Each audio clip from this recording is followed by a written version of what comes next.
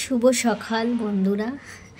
দেখুন সকাল সকাল আজকে খুব তাড়াতাড়ি পাস্তা বানিয়ে ফেলবো 10 মিনিটে। চটজলদি রান্না, টিফিনে খুব কম সময় লাগে পাস্তা করতে, এবং আমার মেয়েরা এবং আমি খুব ভালো খাই।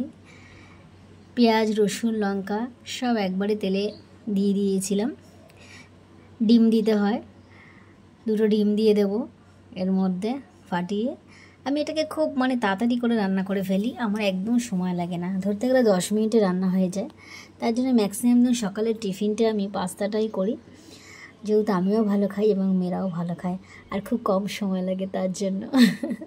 কারণ রান্না করতে সেরকম একটা ভালো লাগে না, মনে হয় কেউ রান্না করে দিলে খুব ভালো লাগে।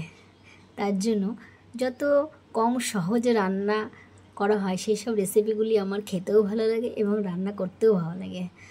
তারপর পাস্তাগুলি দিয়ে দিলাম, জাস্ট 2 মিনিটস, তারপরেই আমার পাস্তা কমপ্লিট হয়ে যাবে। দেখুন কি সুন্দর পাস্তাগুলি দেখতে, কত ভালো লাগছে। আজকাল পাস্তার মধ্যে কত সুন্দর সব কিছু মিশিয়ে নানান রকম পাস্তা দিয়ে দেয়, বেশ দেখতে ভালো লাগে, ওগুলোর গঠনগুলো আলাদা হয়। Ready pasta.